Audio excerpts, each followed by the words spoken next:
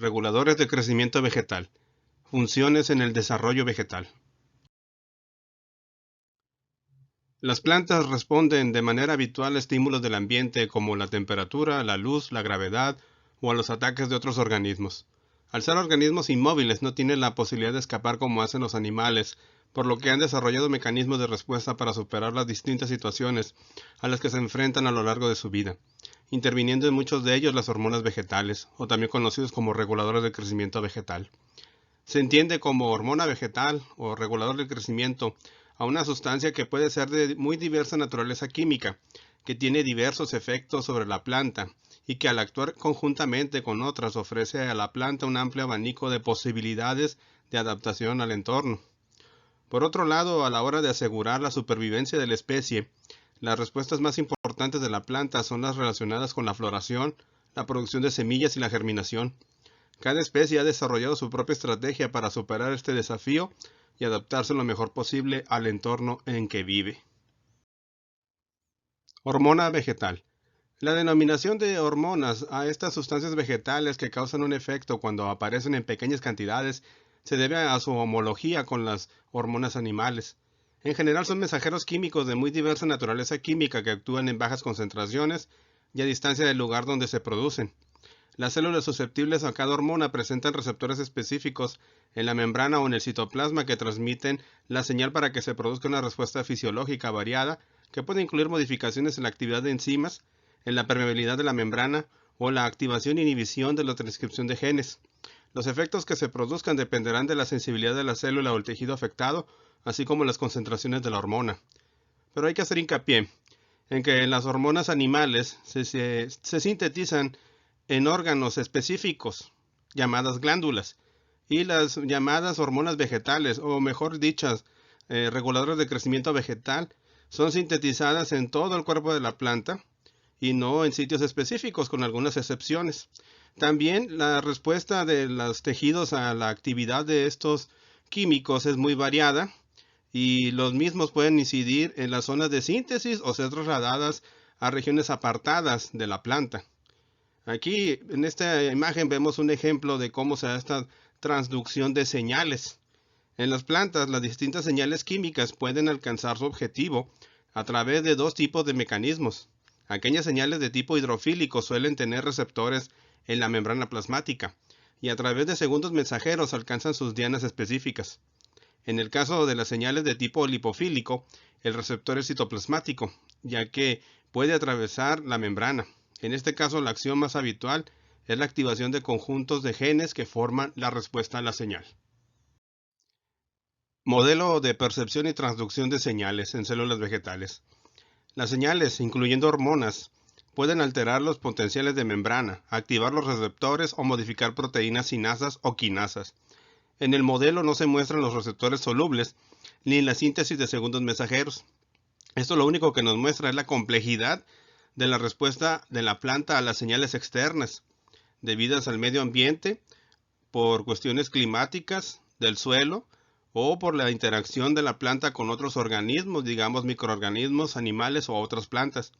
Y aquí podemos ver que todas estas señales están intercomunicadas e interconectadas entre sí, lo que tiene incidencia en procesos como el crecimiento, la apertura de canales, el movimiento del citoesqueleto, factores de transcripción para la expresión de genes, etc. Entonces aquí podemos ver la gran complejidad que tiene la planta para responder al medio ambiente. Reguladores de crecimiento vegetal. Los reguladores de crecimiento vegetal o fitohormonas, como hemos mencionado al inicio de esta presentación, son un grupo de sustancias químicas que inhiben, estimulan o retardan el desarrollo y crecimiento de las plantas. Existen muchas definiciones y nombres para los reguladores de crecimiento, algunos en uso desde hace más de 100 años y otros que buscan desplazar alguno de estos. La literatura maneja términos como hormonas vegetales, fitohormonas, fitorreguladores y bioreguladores. Este último término no es muy usado entre los investigadores.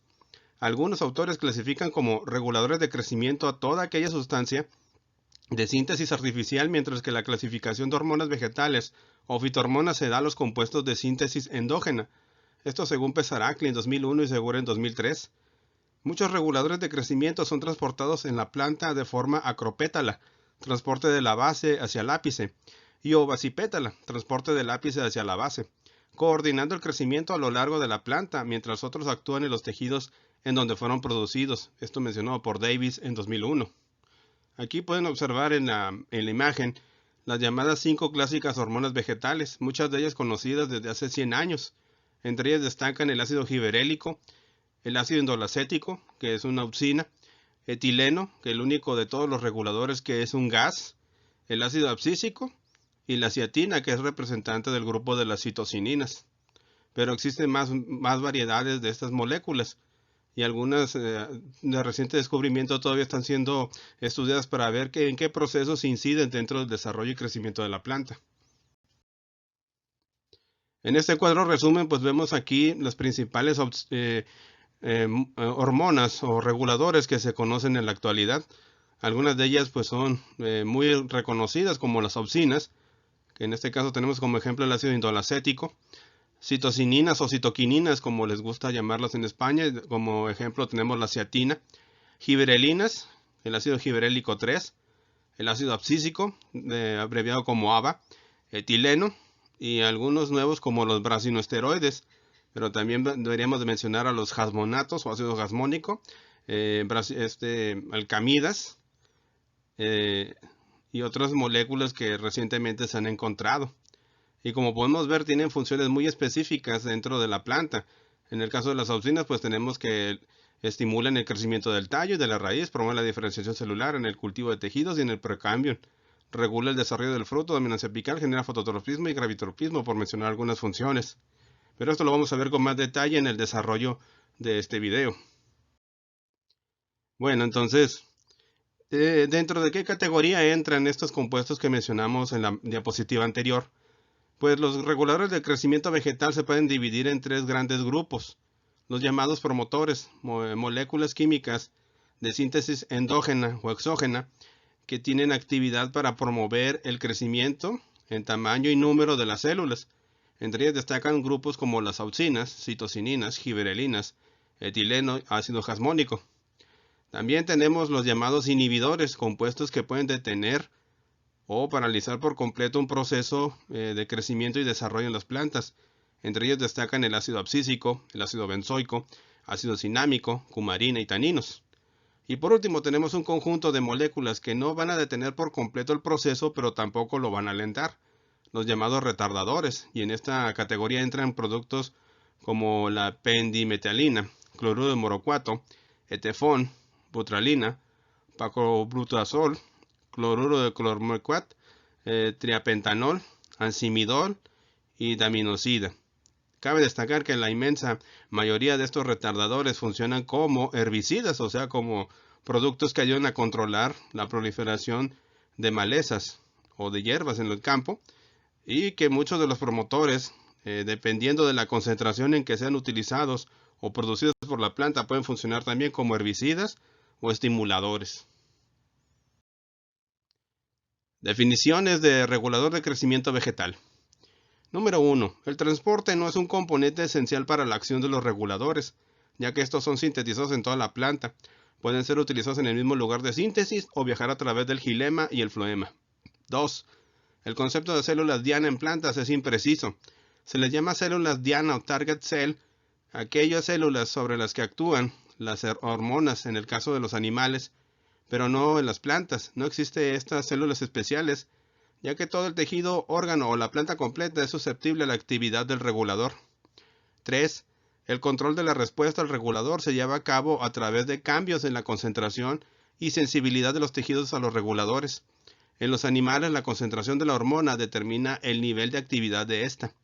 En el caso de las plantas, la concentración del regulador u hormona juega un papel importante, aunque no es suficiente para explicar la actividad de esta, si no se toma en cuenta la sensibilidad del tejido o del órgano a esta sustancia. Overbeck, en 1954, define los reguladores químicos de las plantas como los compuestos orgánicos que en cantidades muy bajas, lo que excluye la acción de los nutrientes, que estimulan, inhiben o modifican de alguna forma los procesos fisiológicos de las plantas. Esta definición no excluye las enzimas, pero generalmente se considera que los reguladores de las plantas son moléculas pequeñas, incluyendo eventualmente algunos péptidos. en el uso cotidiano de este término se omite la palabra químicos. Y en este esquema podemos ver la complejidad potencial en la respuesta a los reguladores del crecimiento vegetal propuesto por Weyers y Patterson en una revisión de 2001. Esquema de las posibilidades de la acción de los reguladores de crecimiento vegetal sobre la transcripción y la traducción. En este esquema observamos los efectos que tienen estos compuestos químicos en el proceso de transcripción y maduración de este transcrito para ser posteriormente utilizado en la síntesis de proteínas llevada a cabo por los ribosomas. Aquí vemos que participa además de procesos como agregar el casquete, la poliadenilación, la cola de polias y la eliminación de intrones. También participa regulando la actividad de estas moléculas una vez sintetizadas hasta el nivel de el plegamiento que van a tener al final del proceso de síntesis de estas moléculas. Otro hecho interesante con respecto a los reguladores del crecimiento es la forma en que fueron descubiertos hace más de 100 años. En este caso, los primeros estudios más serios y sistemáticos fueron los realizados por los investigadores Francis Darwin y Charles Darwin, padre e hijo. Darwin, como saben, es famoso por las investigaciones y por su propuesta de la teoría de la selección natural como proceso para el surgimiento y desaparición de las especies biológicas. Y al final de sus días, pues se dedicó al estudio de cuestiones botánicas, en este caso los fototropismos, y pues también estudió el comportamiento de los animales y también el ciclo de vida de los anélidos, o sea, las lombrices. Gracias a él tenemos un gran conocimiento de algunas de estas áreas. Y en este caso el experimento realizado junto con su hijo Francis demostraron que solo la punta del coleóptilo de hierbas o de trigo percibe la luz. Como se aprecia en esta vista detallada, las células del lado que permanece la sombra se alargan. En el inciso B, estos experimentos realizados por Peter Boysen Jensen demostraron que la punta del coleóptilo produce un estímulo que puede atravesar el agar, pero no la mica. Y en el inciso C, pues tenemos un experimento realizado por Fritz Wen, donde demostró que la punta segregaba opsina en los bloques de agar, la cual se podía aplicar a coleóptilos sin punta para estimular el crecimiento de estas plantas. Los bloques de agar que se aplicaban solo a una mitad del coleóptilo estimulaban el crecimiento únicamente en ese lado. Y de esta manera fue como se descubrieron las opsinas, una de las primeras moléculas que tienen actividad en el desarrollo de las plantas, y en este caso estudiando el fenómeno del movimiento de las plantas hacia la luz. Y todo esto gracias a los trabajos pioneros de los Darwin, realizados en 1880, los experimentos de Boysen Jensen de 1913 y las experiencias de Wendt en 1926. Opsinas. Las opsinas fueron los primeros reguladores de crecimiento vegetal en descubrirse y comparte con las citocininas la característica de ser necesarias para que la planta sea viable. Entre los procesos que regulan encontramos la elongación del tallo, la dominancia apical, la iniciación de la raíz, el desarrollo de la fruta, el desarrollo del meristemo o los tropismos. El efecto de las opsinas, cuyo representante mejor conocido es el ácido indolil 3-acético o ácido indolacético, abreviado como IIA o AIA, depende de su concentración y el órgano donde actúan. Su naturaleza química es muy diversa, especialmente las de origen sintético, pero comparten la propiedad de tener una distancia de 0.5 nanómetros entre una carga fraccional positiva en el anillo aromático y un grupo carboxilo cargado negativamente. Biosíntesis de opsinas. La biosíntesis de ácido indolacético se asocia con tejidos en división, especialmente los meristemos apicales del vástago y las hojas jóvenes, aunque prácticamente todos los tejidos parecen poder producir ciertos niveles de ácido indolacético. Existen múltiples rutas de síntesis de este ácido, siendo precursores del mismo el triptófano y el indol 3-glicerol fosfato procedente del ácido corísmico, lo que hace prácticamente imposible que la planta carezca de la capacidad de síntesis de esta hormona, a no ser que tenga deficiencias nutrimentales de elementos como el azufre o micronutrientes como el cobre, el molibdeno y el hierro. Al igual que para su obtención, también existen múltiples rutas de degradación de opsina. Por otro lado, se puede almacenar de forma conjugada con compuestos de alto y bajo peso molecular, algo relevante para su función en la semilla, y los órganos de reserva teniendo un papel en el control de los niveles de opsina libre. En el gráfico podemos aquí las rutas de síntesis del ácido indolacético. Las posibilidades de obtenerlo de distintas maneras hace que sea muy difícil que la planta carezca de esta opsina. La redundancia de vías de síntesis indica que su papel es de especial relevancia y por eso se han desarrollado distintos mecanismos de obtención, garantizando así el suministro de la hormona. Y vemos que todo parte a partir de la síntesis de triptófano para producir ácido indolpirúvico, triptamina o indolacetaldioxina. Y de ahí pues puede tomar diferentes rutas, pero todas convergen en la producción de ácido indolacético. Transporte de opsinas. En el caso de las opsinas es de gran importancia en la forma de distribución en la planta. Los ejes principales de raíces y tallos presentan una polaridad que depende del transporte polar de la opsina. Como el ápice del tallo sirve de órgano primario de síntesis de opsina, se piensa que hay un gradiente desde este hasta el ápice de la raíz y desde el centro hacia las zonas laterales. Este gradiente longitudinal afecta a múltiples procesos que van desde el desarrollo embrionario a la senescencia de las hojas. El transporte de opsina necesita de energía y es dependiente de la gravedad, produciéndose de célula a célula a través de la membrana plasmática, habiéndose detectado transportadores específicos. Además de este transporte polar, hay cierta parte de la opsina que se transporta por el floema, probablemente para una distribución más rápida a larga distancia. Las acciones de la opsina son muy diversas, siendo una de las principales su efecto sobre la división, el crecimiento y la diferenciación de las células. En el caso de tallos y coleóptilos, estimula el crecimiento, mientras que en la raíz lo inhibe, efecto que puede realizar en pocos minutos. El mecanismo de acción de la opsina tiene que ver con la pared celular, favoreciendo la extensibilidad de la pared gracias a que activa una ATPase en la membrana celular que al bombear protones permite el debilitamiento de los puentes de hidrógeno entre los polisacáridos que componen la pared.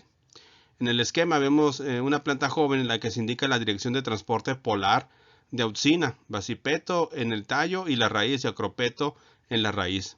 En el extremo apical de la raíz existe un transporte lateral que permite a la opsina entrar en la ruta de transporte basipeto.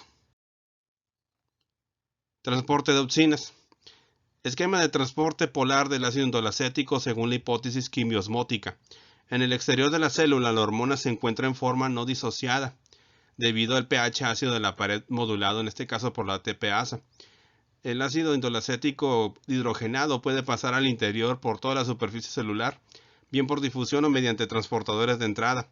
Al pH neutro o ligeramente alcalino del citoplasma, el ácido indolacético protonado se disocia el ácido indolacético más hidrógeno. La membrana celular es impermeable al anión acumulado en el citoplasma, que solo puede pasar mediante los transportadores de salida situados en la base de las células transportadoras.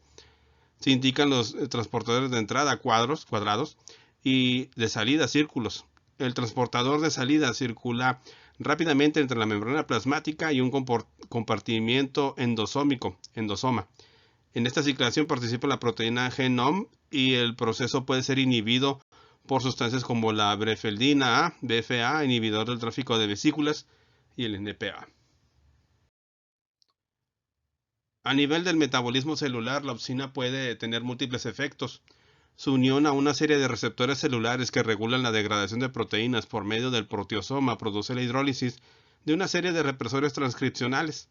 Gracias a esta actividad, los genes que se encontraban bajo la acción de estos represores pueden activarse, dando lugar generalmente a una respuesta secuencial que permite diferenciar entre genes tempranos y tardíos en cuanto a respuesta a opsina. Por otra parte, también tiene efectos no relacionados con la expresión génica, como por ejemplo la activación de la ATPasa que lleva a cabo a través de los receptores.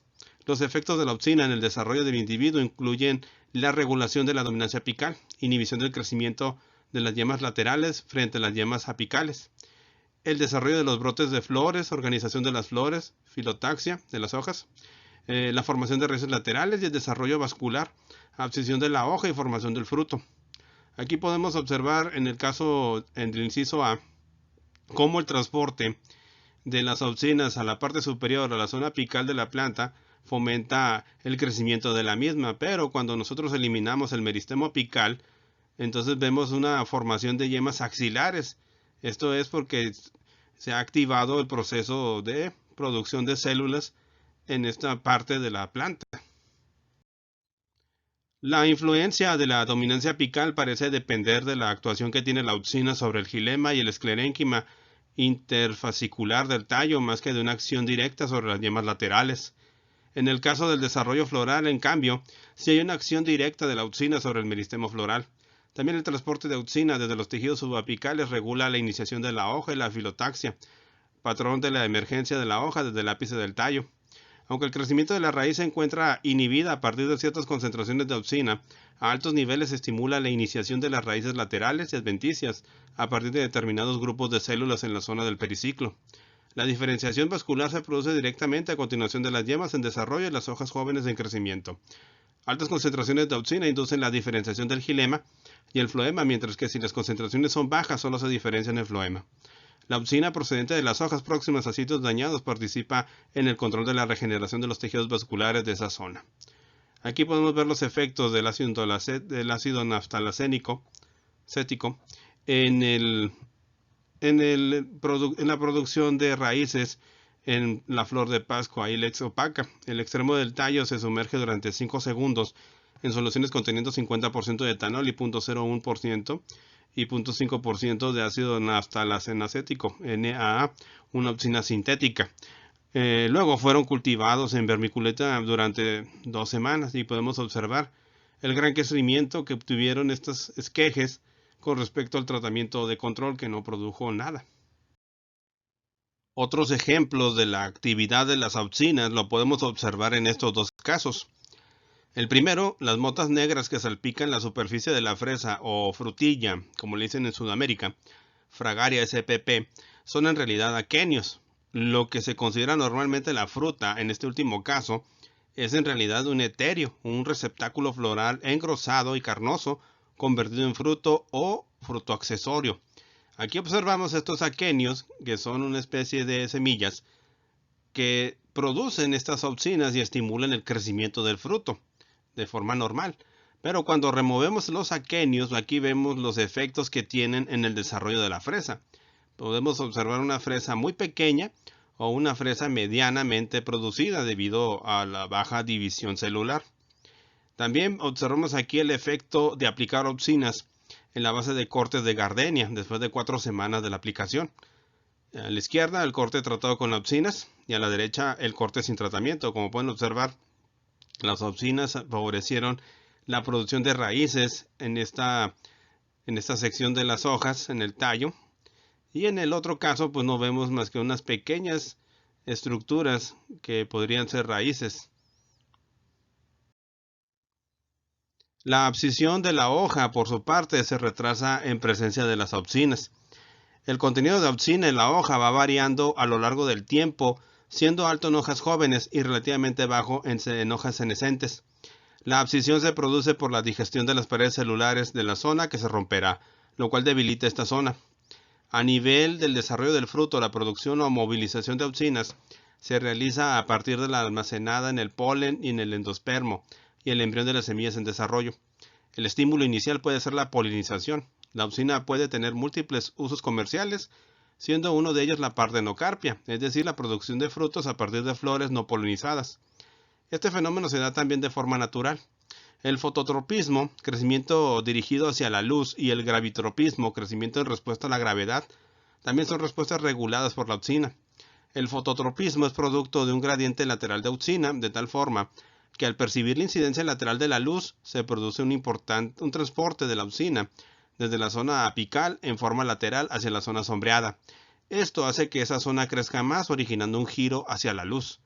Y esto lo podemos ver en esta imagen. La presencia de la luz genera un movimiento de la auxina en el episodio 1, que da lugar a una concentración mayor en la zona donde no incide la luz, episodio 2. El aumento de la auxina en el lado en sombra provoca que se produzca un mayor crecimiento del mismo y por tanto una flexión en la posición del coleóptilo en crecimiento, en el episodio 3. En el gravitropismo, el modo de acción es igual, con la diferencia de que el estímulo es la gravedad. Para hacerlo, la planta debe detectar su posición, lo que se realiza a través de algún tipo de elemento que sedimenta, que podrían ser los amiloplastos actuando como estatolitos. En los coleóptilos y el tallo, la gravedad se detecta en la cubierta de almidón, una capa de células que rodean los tejidos vasculares del tallo mientras que en la raíz la detección se realiza en la columela, en la punta de la raíz. Aquí podemos ver qué sucede cuando sembramos en este recipiente unos cortes de caña de bambú.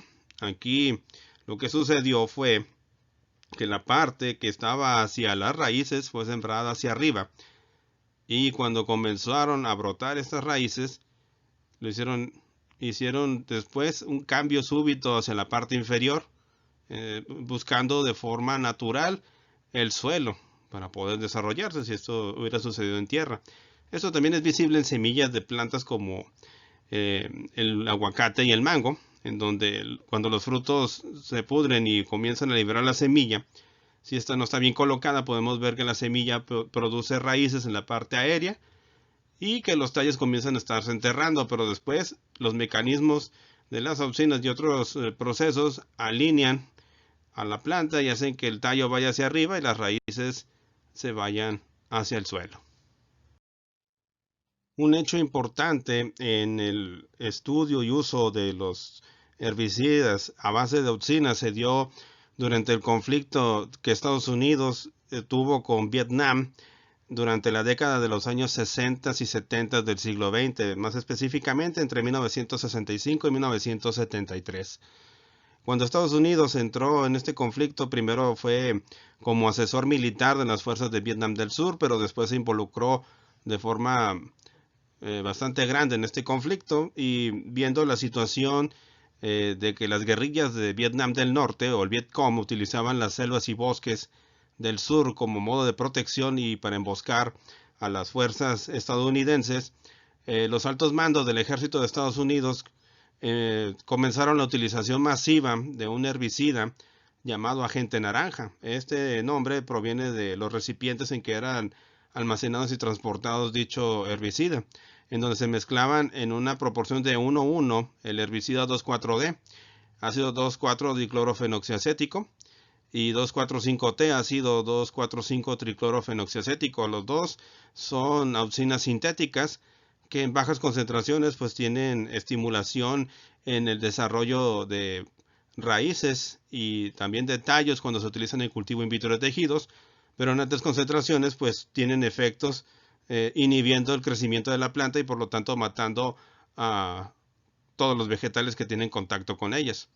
Desgraciadamente, en la producción de este agente naranja también se producía un químico, una dioxina, el 2,3,7,8-TCDD, 2,3,7,8-triclorodibenzodioxina, el cual ocasiona serios daños en la salud humana y animal. Y esto ocasionó fuertes problemas de salud en la población de Vietnam, como retraso infantil o fallas en el desarrollo embrionario de los individuos. Desgraciadamente, aún en nuestros días se encuentran enterradas varios cientos de estos barriles que contienen este herbicida, contaminando aguas y tierras de ese país del sudeste asiático. Giberelinas. Fue el segundo grupo de hormonas en caracterizarse y hoy se conocen unos 140 diferentes. De todas ellas, solo unas cuantas tienen actividad biológica, mientras que el resto son precursores o productos de degradación de las que presentan actividad. La síntesis de giberelinas depende del momento del desarrollo y el medio ambiente. Su efecto más conocido es sobre la elongación del tallo, de tal forma que la deficiencia produce plantas enanas, aunque también se han implicado en la germinación de la semilla, la transición a la floración, el desarrollo de las anteras, el crecimiento del tubo polínico, el desarrollo de la flor, el desarrollo del fruto o el desarrollo de la semilla. La primera giberelina descrita fue el ácido giberélico, siendo químicamente una familia de diterpenos tetracíclicos ácidos que tienen una estructura común de un esqueleto N-giberelano, una molécula con 20 átomos de carbono, o un esqueleto de 20 nor-N-giberelano, una molécula de 19 carbonos, siendo las moléculas de 19 carbonos productos metabólicos de las de 20 carbonos. La diferencia entre las distintas giberelinas se deben a los grupos adicionales que presentan sobre este esqueleto básico.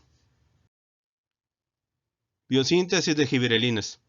La síntesis de giberelinas se produce por medio de una ruta de síntesis de terpenoides, compuestos de 5 átomos de carbono que se utilizan como monómeros para construir el anillo final. El proceso final se realiza en 3 etapas que ocurren en 3 compartimentos celulares diferentes: plastos, retículo endoplásmico y citosol, siendo fuertemente regulado por medio de procesos de retroalimentación tanto positiva como negativa, por parte de los niveles de gibberelinas y condiciones ambientales. En la respuesta a gibberelinas pueden participar tanto receptores de membrana como receptores citoplásmicos, siendo frecuentes que exista una serie de segundos mensajeros para amplificar la señal. A nivel fisiológico, los efectos de las gibberelinas son de lo más variado. En el tallo producen la elongación al actuar sobre la extensión de los internodos, como se ha visto en gramíneas. Actúan sobre el meristemo intercalar que se encuentra cerca de la base del internodo. Además, también tienen efectos sobre la raíz, ya que mutantes enanos presentan raíces más cortas de lo normal y se pueden revertir el efecto añadiendo gibberelinas. Aquí en el esquema podemos ver la ruta de biosíntesis de las gibberelinas. A partir de un precursor, el geranil difosfato, se produce la síntesis a través de distintos compartimentos celulares para dar las distintas gibberelinas que necesita la planta. Un hecho curioso es de dónde proviene el nombre de gibberelinas. Este proviene de un hongo llamado Gibberella fujikuroi, que en los campos de arroz japoneses produce una enfermedad llamada Bakanae, cuyo principal síntoma es que la planta crece deformada con un excesivo crecimiento vegetativo. Aquí podemos ver tallos y hojas extremadamente largas, pero no vemos la producción de granos de arroz, o en este caso la estructura donde se producen estos granos. Entonces, aquí este hongo provoca una sobreproducción de gibberelinas que afectan el desarrollo de las plantas en el campo. Aquí podemos ver los efectos de las gibberelinas en el crecimiento del arroz. En la imagen de la izquierda pues vemos una prueba de patogenicidad control con agua estéril y una planta infectada con sus suspensiones de Gibberella fujikuroi, y vemos el gran contraste en el desarrollo de las plantas. Mientras que la planta control es pequeña, la planta infectada pues tiene un porte bastante grande y una sobreproducción de hojas. Las gibberelinas causan la elongación de las vainas foliares en plántulas de arroz. Esto estamos viendo en la imagen de la derecha. Y su respuesta usando plántulas de arroz enano como bioensayo. Aquí se trataron plántulas de 4 días con diferentes concentraciones de gibberelinas y permitiendo el crecimiento por otros 5 días. Y aquí vemos la espectacular respuesta que tienen las plantas a las aplicaciones externas de este regulador.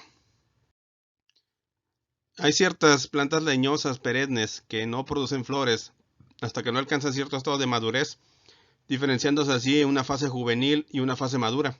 En estas plantas el efecto de las gibberelinas depende de la especie, ya que unas veces favorecen el paso de la fase juvenil a la madura, mientras que en otras detienen la floración en la fase madura y favorecen el crecimiento de los ápices del tallo.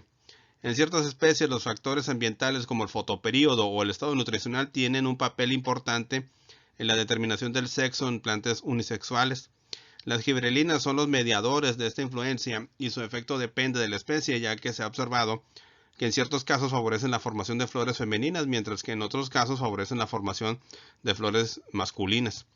La deficiencia en el desarrollo de las anteras y la formación del polen que se observa en mutantes enanos pueden revertirse aplicando gibberelinas, lo que indica que estas hormonas tienen algún papel en estos procesos.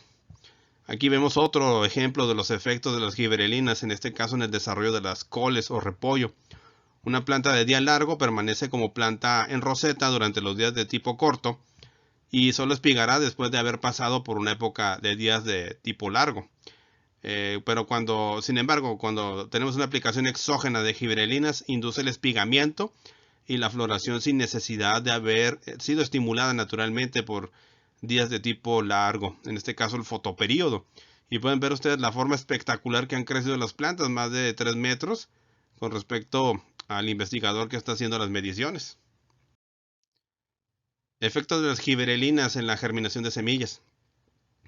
En algunas especies se ha observado también que la aplicación de gibberelinas puede inducir el desarrollo del fruto, incluso en ausencia de polinización.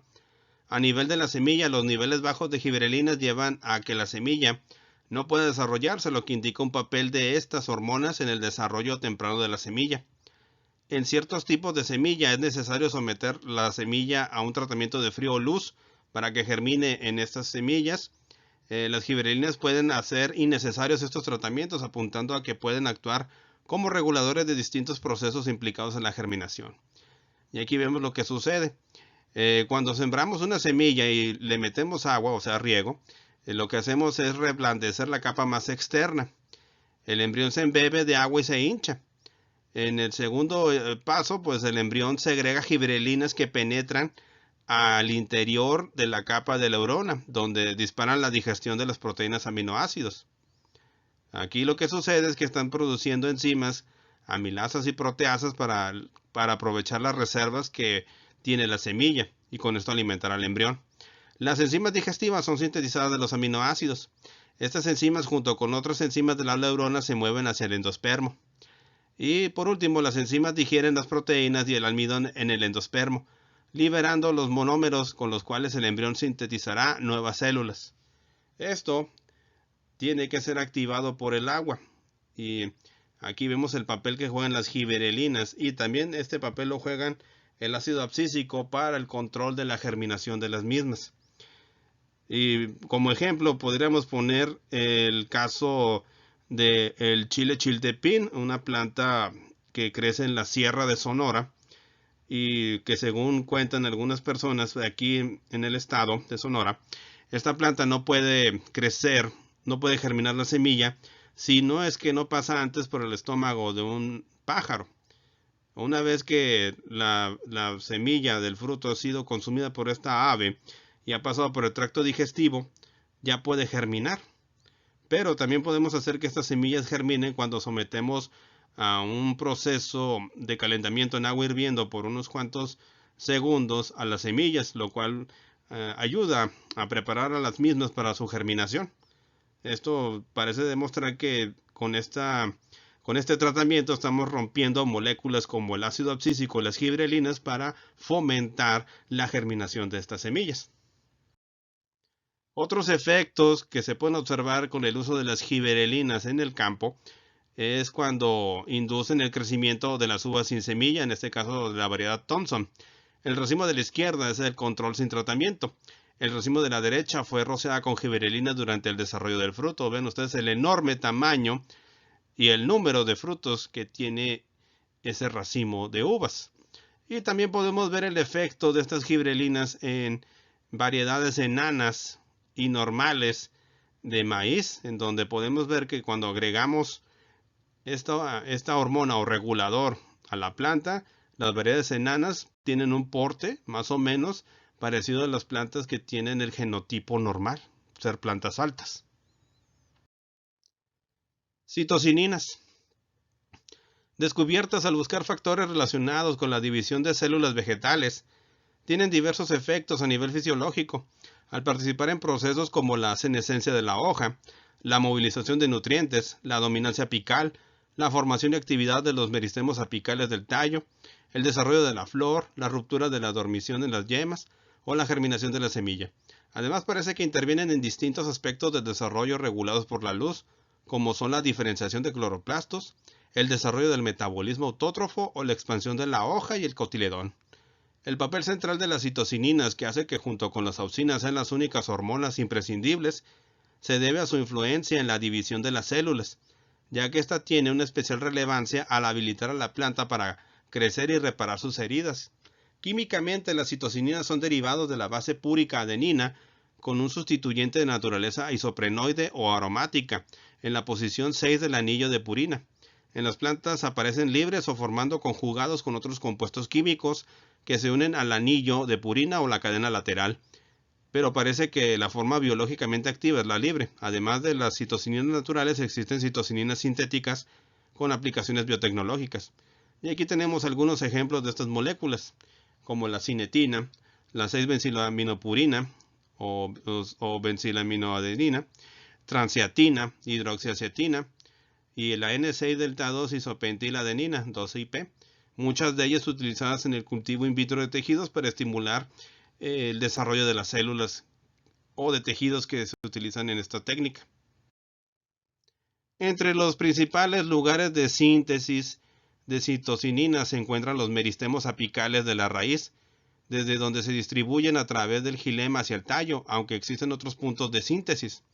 En la regulación de su síntesis participa la opsina, controlando la expresión de ciertos genes de enzimas que participan en la ruta de síntesis de citosininas, pero también hay otras formas de control, como es la conjugación con distintos compuestos o la degradación en las células de tejido diana. Al igual que otras hormonas, las citosininas actúan por medio de receptores y procesos de transducción de señales que llevan a la activación transcripcional de distintos genes y diversos efectos en las células de los tejidos afectados. Los efectos biológicos de las citosininas son variados, pudiendo actuar de activadores o inhibidores de procesos fisiológicos y metabólicos. En raíces y tallos regulan la división celular, influyendo así en el desarrollo de estas estructuras. De manera similar a como actúa la opsina, los niveles elevados de citosininas estimulan la división celular en el tallo, pero en la raíz parecen hacerlo a bajos niveles. El control sobre la división celular se produce actuando sobre los mecanismos de regulación celulares, como son las proteínas de los puntos de control. En este proceso también participa la opsina. Aquí en la imagen podemos observar los efectos que produce una bacteria del suelo llamado Agrobacterium tumefaciens. Aquí observamos un problema llamado agalla de la corona del tallo. Esto debido a que cuando este microorganismo entra al interior de la planta, comienza a insertar su material genético en las células de la misma, del huésped, y aquí le indica que tiene que sobreproducir citosininas para aumentar la división celular, en este caso para crear un chancro o una especie de tumor en el sitio de la infección, provocando este crecimiento excesivo en varias zonas del tallo. En la diapositiva anterior observamos los efectos que tiene la interacción de Agrobacterium tumefaciens con una planta. Y esto es debido a que esta bacteria tiene la capacidad de integrar parte de su material genético en la genética de la planta huésped. Y esto es debido a que tiene una estructura llamada plásmido, en donde este organismo inserta una secuencia específica que provoca la sobreproducción de opsinas, citosininas y opinas.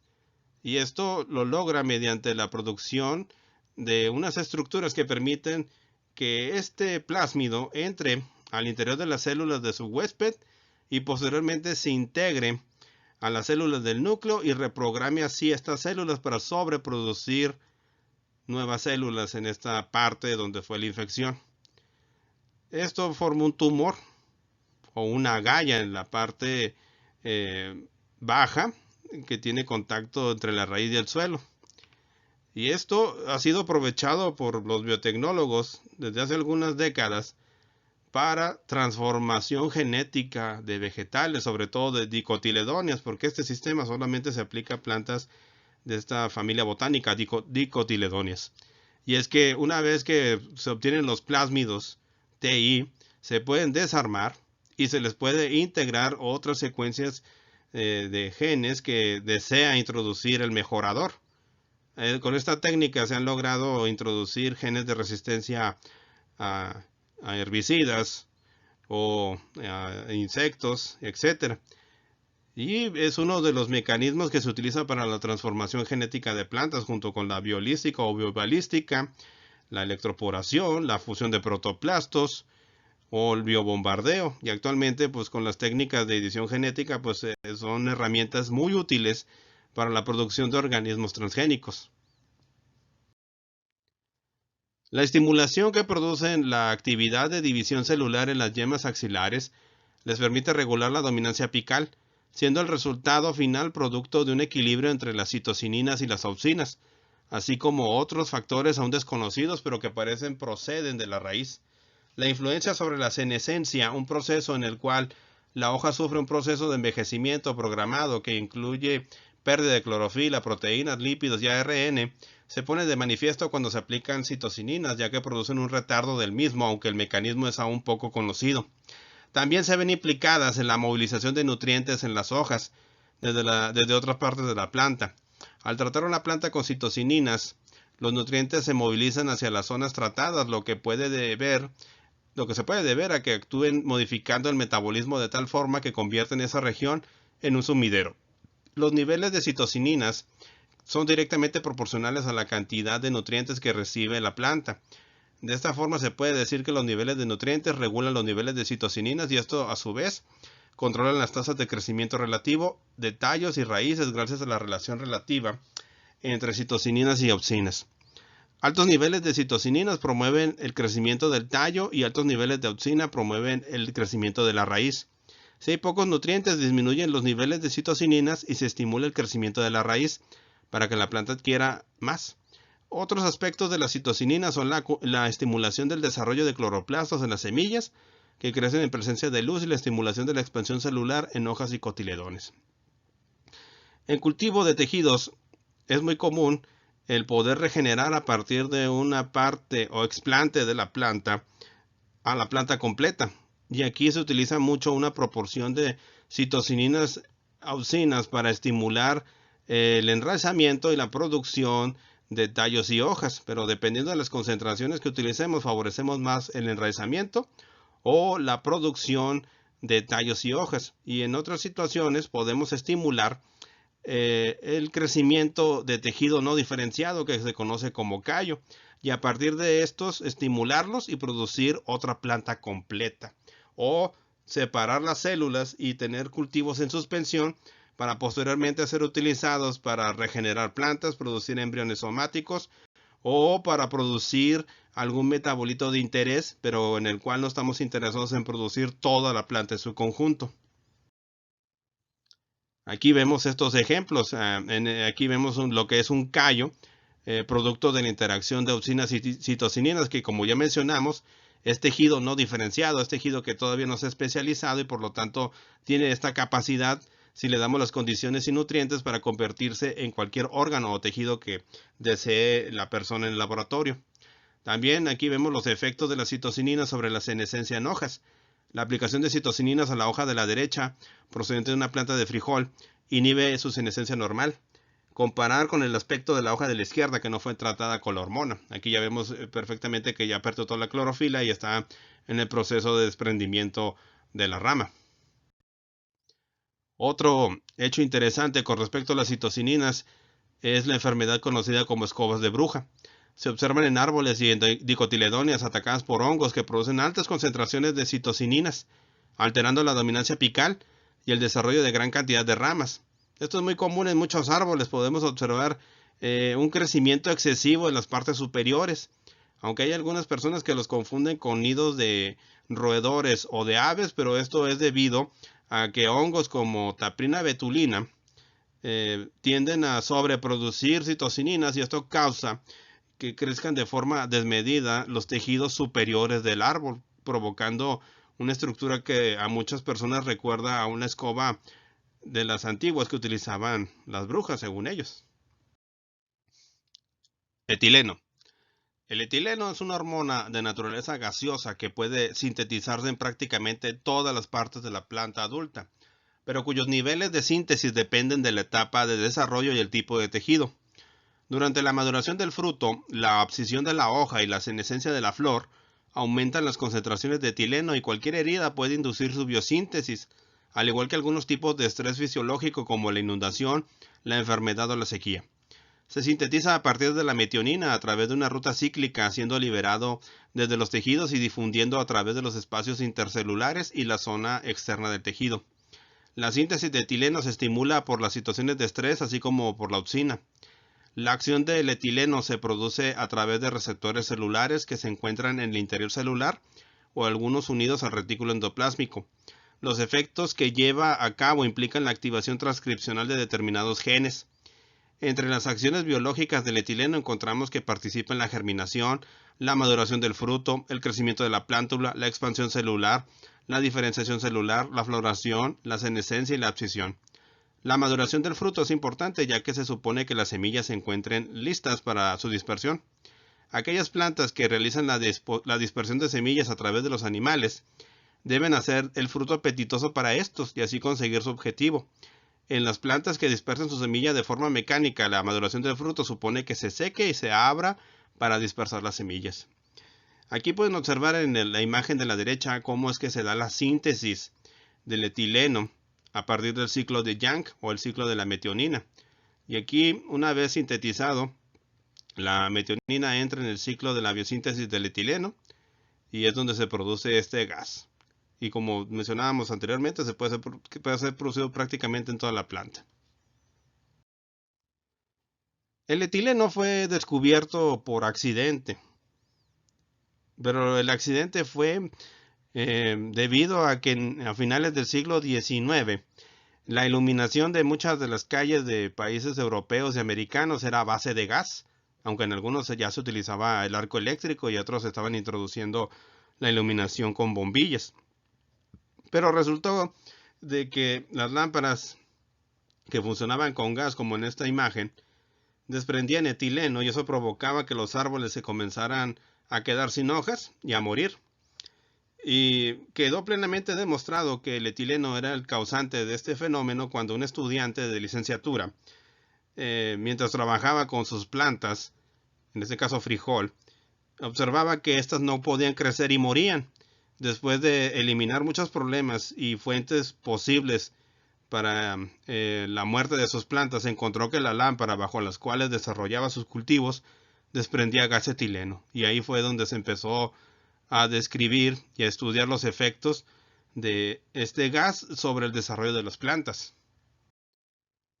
Y es que la iniciación de la maduración va acompañada de un aumento en los niveles de etileno, pero esto no ocurre en todas las especies.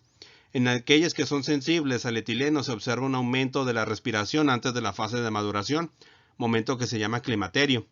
En estas especies, el tratamiento con etileno induce a la fruta a producir más etileno y este actúa de dos formas. Por un lado, inhibe su propia síntesis en los tejidos vegetativos, mientras que por otro estimula su síntesis en el fruto y los pétalos senescentes. Las especies no climatéricas, es decir, que no producen un aumento de la respiración y de la síntesis de etileno antes de la maduración. Esta no depende de los niveles de etileno, pero al tratarlas con el gas se produce un aumento de la respiración, pero no una aceleración de la maduración. La epinastia es la curvatura de las hojas hacia abajo, cuando la zona superior del peciolo crece más rápido que la inferior, respuesta que se desconoce si tiene una función biológica. El etileno y las altas concentraciones de auxina inducen este fenómeno, si bien el papel de la auxina es indirecto, porque estimula la síntesis de etileno. Este fenómeno se puede producir también por la acción de diversas situaciones de estrés, como la infección por un patógeno o un exceso de sales. Por otro lado, el etileno produce cambios en el crecimiento de la plántula, al reducir la tasa de elongación e incrementando la expansión lateral. Estos efectos son comunes en los tallos en crecimiento de las dicotiledóneas, formando parte de la llamada triple respuesta. Por ejemplo, en Arabidopsis thaliana, la triple respuesta consiste en la inhibición y apertura del hipocotilo, la inhibición de la elongación de la raíz y la exageración de la curvatura del gancho apical. El etileno actúa en este caso al inducir la reorientación de los microtúbulos y por tanto cambiando la deposición de las fibras de celulosa. En las plantas dicotiledóneas etoleadas, la formación y el mantenimiento del gancho apical depende de la producción de etileno y el crecimiento diferencial que produce. El crecimiento más rápido en una zona respecto a la otra hace que tengan esa forma de gancho, pero al ser irradiado con luz blanca se produce un incremento del crecimiento en la zona interna que lleva a que se abra. En este proceso, el fitocromo, que se verá posteriormente, actúa de receptor de la luz y produce a su vez la inhibición de la síntesis de etileno en la zona interna. Esta inhibición permite el crecimiento de la zona interna del gancho y permite su apertura. Otro efecto del etileno es la ruptura de la dormición de yemas y semillas en algunas especies, proceso en el que también tienen influencia las gibberelinas y el ácido abscísico. La dormición es el fenómeno por el que las semillas no germinan bajo condiciones normales de agua, temperatura y oxígeno. Aunque habitualmente se considera un inhibidor del crecimiento del tallo, en ciertas especies acuáticas o parcialmente acuáticas puede actuar como estimulador del crecimiento del tallo y la elongación del peciolo. Por otro lado, también induce en ciertas especies la formación de raíces y pelos radiculares adventicios, en hojas, tallos de flores y raíces.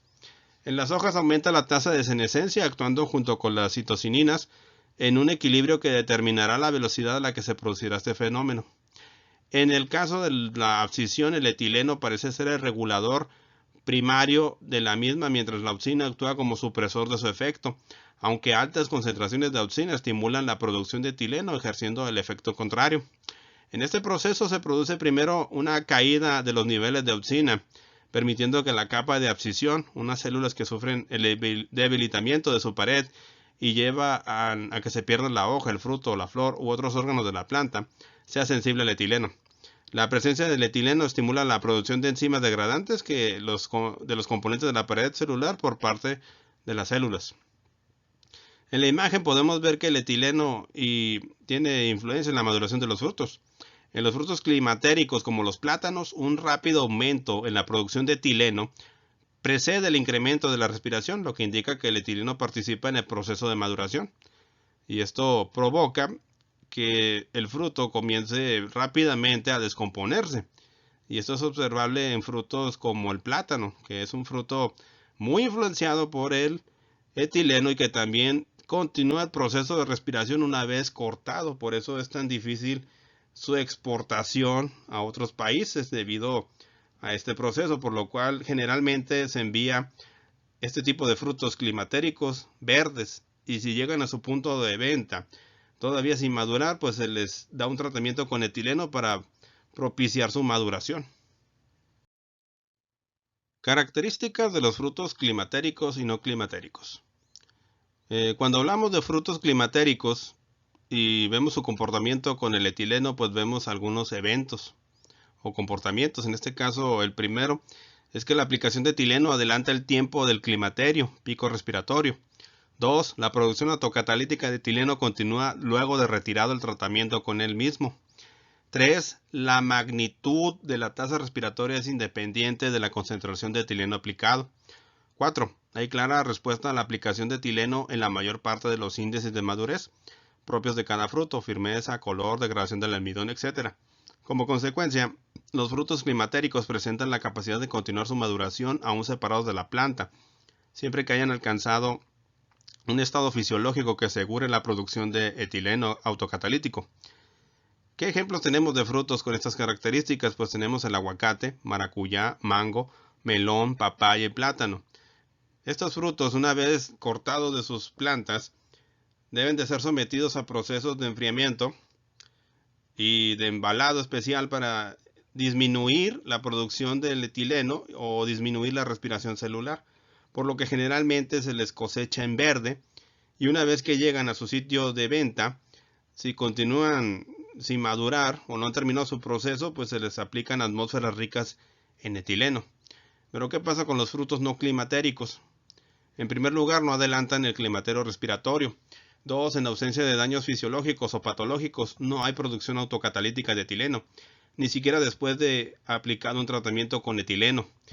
3. La magnitud de la tasa respiratoria se incrementa ante dosis crecientes de etileno aplicado. 4. Desde un punto de vista de la maduración organoléptica, no hay respuesta ante tratamientos con etileno, excepto en términos de desverdecimiento, degradación de clorofilas. Los frutos no climatéricos carecen de la capacidad de continuar su maduración luego de ser separados de la planta, por lo cual se debe asegurar que hayan alcanzado un estado apropiado para su consumo al momento de la cosecha. ¿Qué ejemplos tenemos de estos tipos de frutos? Pues tenemos el limón, mandarina, naranja, sandía, piña, toronja, uva. Estos frutos, una vez cortados, si fueron en verdes, difícilmente pueden alcanzar esta etapa o son muy insensibles a las altas concentraciones de gas etileno. Ácido abscísico. El desarrollo de la planta se controla por la coordinación de reguladores positivos y negativos. Uno de los ejemplos más claros de este fenómeno es la dormición de las yemas y semillas hasta que el momento sea favorable, algo que ocurre gracias a un compuesto denominado ácido abscísico. Esta hormona interviene en la regulación del crecimiento, en la maduración de la semilla, en la dormición y en la apertura de estomas, especialmente en situaciones de estrés. En algunas especies parece que también participa en la senescencia. La síntesis de ácido abscísico se produce en prácticamente todos los tejidos que tienen cloroplastos o amiloplastos, siendo un compuesto sesquiterpeno apocarotenoide de 15 carbonos con similitud a la zona terminal de algunos carotenoides que se producen a partir de neojantina y biogalantina. La inactivación se produce por medio de oxidación o conjugación.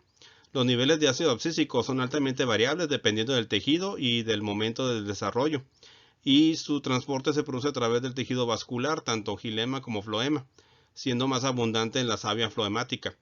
Los efectos del ácido abscísico se producen a través de efectos rápidos como el que produce en los estomas al regular los canales de iones, y efectos más lentos que implican modulación de la expresión genética. Actualmente se piensa que existen receptores para el ABA, tanto de tipo intracelular como de membrana, activando cascadas de señalización celular que transmiten al interior las señales. No hay que olvidar también que en el proceso de apertura y cierre de estomas participan nutrientes como el calcio o el potasio para abrir o cerrar los estomas dependiendo de la situación ambiental. Como se mencionó, el ácido abscísico proviene de varios carotenoides, entre ellos la zeaxantina, antelexantina y la transbioxalantina. Pero estos precursores vienen también de moléculas como los carotenoides, en este caso betacaroteno, y precursores de la vitamina A. Los efectos del ácido abscísico son diversos, siendo un regulador primario en la iniciación y mantenimiento de la dormición de la semilla y las yemas, así como en la respuesta de estrés, especialmente al estrés hídrico. Influye en otros aspectos del desarrollo de la planta, generalmente como antagonista de auxina, etileno, citocininas, giberelinas y brasinoesteroides. A nivel fisiológico, el ácido abscísico interviene en la moderación de la semilla. La moderación presenta tres fases. La primera consiste en divisiones celulares y diferenciación de tejidos para que se produzca la embriogénesis a partir del cigoto y la formación del endospermo por proliferación. En la segunda fase se acumulan reservas y se detiene la división celular. Finalmente, el embrión se hace tolerante a la desecación, produciéndose la deshidratación de la semilla y la aquiescencia, detención del metabolismo. En algunos casos, la semilla se convierte en latente, siendo la principal diferencia que mientras la semilla germina con la rehidratación, la semilla latente requiere de señales adicionales para hacerlo. En todo este proceso, los niveles de ácido abscísico cambian de tal forma que en la fase inicial son bajos y van aumentando hasta alcanzar el máximo en el punto medio del desarrollo para luego caer de nuevo. El ácido abscísico parece que actúa manteniendo el embrión en su estado embriogénico e impidiendo que se desarrolle antes de tiempo. Por otro lado, estimula la acumulación de reservas en la semilla e induce la tolerancia a la desecación, favoreciendo la síntesis de proteínas y lípidos de almacenamiento, así como las llamadas proteínas abundantes en la embriogénesis tardía, unas proteínas que se piensan participan en la tolerancia a la desecación. En la imagen podemos observar la germinación precoz en un maíz mutante BP14, deficiente de ácido abscísico. Estas letras en cursivas pues, nos indican que son los genes.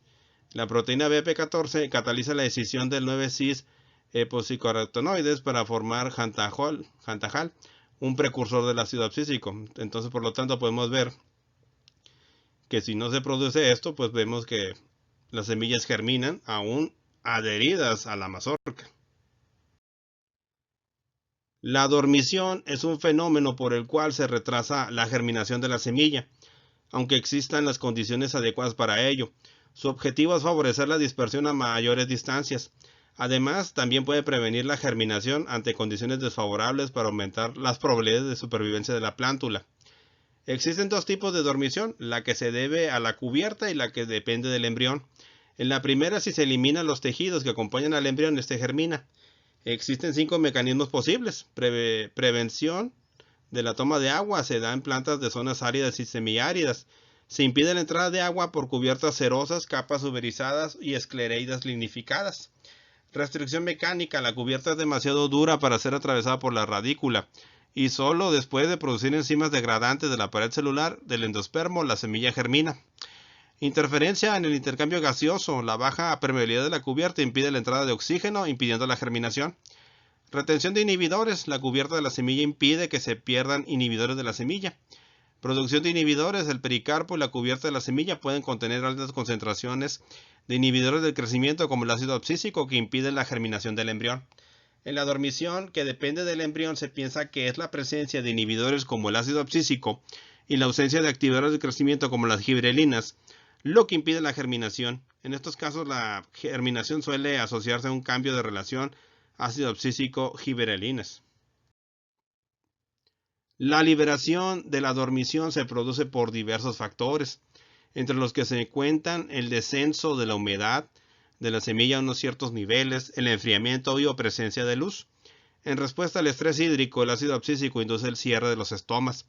Las condiciones de sequía provocan un aumento de los niveles de ácido abscísico en las hojas que llevan al cierre de los estomas para prevenir la pérdida de agua por transpiración. El cierre se produce por movimientos de iones que generan un descenso de la presión de turgor de las células de guarda. Esto es por la entrada y salida de potasio y calcio. La influencia del ácido abscísico en el crecimiento del tallo y de la raíz es variable. Cuando la disponibilidad de agua es moderada, estimula el crecimiento de la raíz, mientras que si la sequía es importante, lo que hace es inhibirlo. En el caso del tallo, tiene un pequeño efecto estimulante del crecimiento en individuos con un suministro normal de agua, aparentemente inhibiendo la producción de etileno. Aunque el ácido abscísico se aisló inicialmente en relación con la senescencia de las hojas, esto ocurre solo en ciertas especies y su efecto se produce de manera independiente al etileno, que es la principal hormona implicada en este fenómeno. En las plantas leñosas, la dormición es una adaptación importante a las condiciones frías. En estas condiciones, el árbol protege los meristemos con unas escamas y detiene de manera temporal el crecimiento de la yema. La participación del ácido abscísico en estos procesos es conjunta con otras hormonas y depende de la relación que existe entre ellas, de tal manera que el resultado es producto del equilibrio entre las que inhiben el crecimiento, como el ácido abscísico, y las que lo favorecen. Por último, pero no menos importante, vamos a mencionar a los brasinoesteroides. Los brasinoesteroides son un grupo de polihidroxiesteroides sintetizados en bajas cantidades, cuyo representante más activo es el brasinólido, pero que tiene más de 60 representantes. Aparecen en semillas, frutos, tallos, hojas y brotes florales, siendo sus niveles altos en polen. Estimulan el crecimiento en tallos y plántulas, favoreciendo la elongación y división celular, mientras que en raíces actúan como inhibidores del crecimiento. Estimulan el gravitropismo, inducen la diferenciación del xilema, retrasan la abscisión de la hoja, estimulan la producción de etileno y potencian la resistencia al estrés biótico y abiótico. La síntesis de brasinoesteroides se produce a partir de los esteroles que tiene la planta, siendo el que usa preferentemente el campesterol. Estos productos fueron descubiertos en plantas de canola, Brassicanapus, de ahí viene su nombre, de las brásicas. Y si ustedes observan, estas moléculas están muy emparentadas con los núcleos de los esteroides. Los esteroides que los animales, como el colesterol, la progesterona, testosterona, aldosterona y otros, tienen efectos desde los caracteres sexuales secundarios en hombres y mujeres, el estrés, o en la síntesis de la vitamina D, o en otros procesos metabólicos de los animales. Entonces, como pueden observar ustedes, las moléculas esteroides no son exclusivas de los animales, también las podemos encontrar en las plantas. Entonces, un hecho curioso es que los primeros productos anticonceptivos se encontraron en plantas. O sea, moléculas que tenían una actividad parecida a los esteroides y que se fueron utilizados como métodos para prevenir el embarazo. Y aquí pues tenemos los ejemplos de algunos de estos brasinoesteroides naturales, como la brasinolida, dilocolida y epibrasinolida. Algunos ejemplos de estas 60 moléculas que tienen efectos en el desarrollo de esta familia. Pero estos no son los únicos reguladores que existen actualmente. Se conocen a otros como el ácido jasmónico, las alcamidas y las poliaminas. Y siguen descubriéndose todavía moléculas que tienen efectos en todo el desarrollo de la planta, desde la producción de raíces, tallos, hojas, frutos, la floración, senescencia, maduración de frutos y la muerte programada. Bueno, con esto doy por terminada esta sesión. Espero que toda esta información haya sido de su interés. Y por mi parte es todo. Muchas gracias y nos vemos en el siguiente video.